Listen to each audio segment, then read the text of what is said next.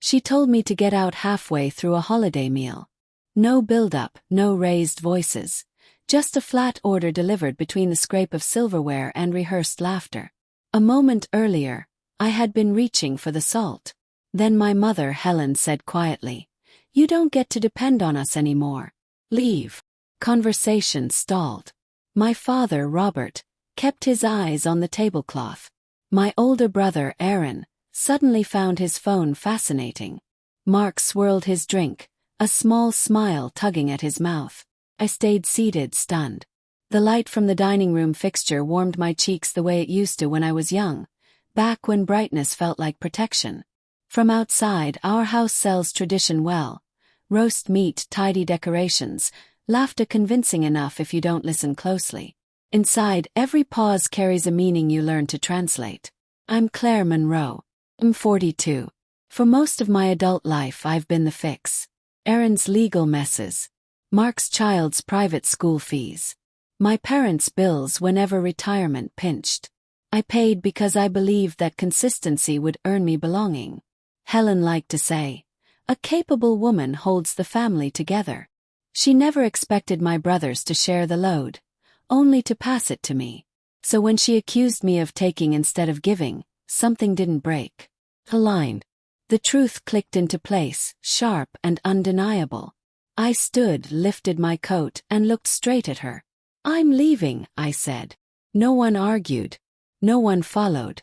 Outside, the cold air hit me like a reset. I drove back to my apartment without checking the mirrors, afraid I might catch myself wanting to turn around. My grip on the steering wheel was calm, calmer than it had ever been. Inside my place, I closed the door and let the silence settle. It didn't feel lonely. It felt instructive. I opened my laptop and pulled up the spreadsheet I rarely questioned before. My parents' utilities, Aaron's repayment plan, Mark's monthly school transfer. The numbers no longer looked like generosity. They looked like leverage. I shut off automatic payments. One by one, accounts I'd supported for years went dark.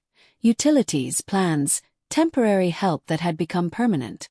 Then there was Cedar Ridge, the mountain cabin they called the family retreat. I covered the fuel, the internet, the repairs, and still received excuses whenever I asked to come along. Cancelled those too. Each confirmation email felt like a lungful of air after years underwater.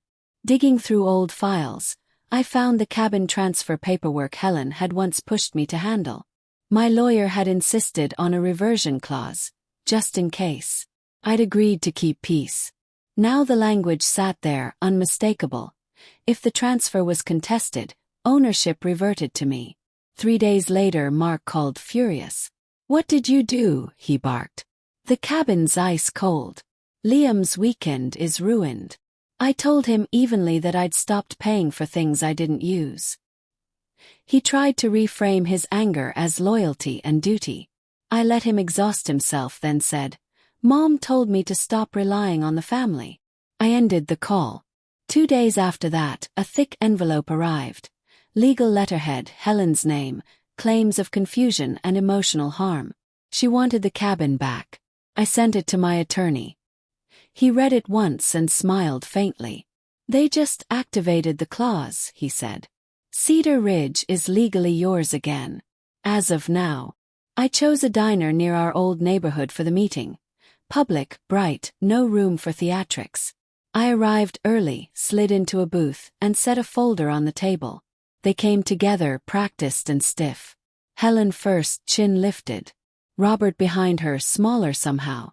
Aaron looked ill. Mark dropped in last, restless and defiant. I didn't stand. Helen's voice was sugary and sharp. "This has gone far enough, Claire. You've made your point." "I didn't file anything," I replied. "You did." "We had no choice," she said. "The cabin is mine again," I interrupted, calm as still water. "The moment you challenged the agreement, ownership reverted. You made that happen." Robert finally looked up, eyes glassy. Aaron swallowed hard. Mark scoffed, but the sound faltered.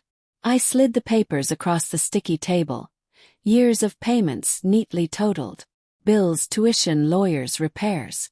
The diner lights reflected off the ink. Aaron whispered.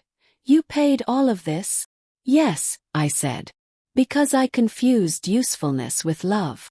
Helen pushed the stack away with 2 fingers. Families support each other. Then do that, I said. Without me. Mark leaned in. So that's it. You're cutting us off. I'm choosing myself, I answered. That's not the same thing. I stood, straightened my coat, and set my key ring on the table. The brass key to Cedar Ridge caught the light. I won't finance a life where I'm treated like a machine with feelings. Robert murmured my name, more reflex than plea. I walked out into the brittle afternoon, the doorbell chiming once behind me. That night, I slept without flinching at every sound. For the first time, the weight I'd carried for years lifted cleanly and stayed gone.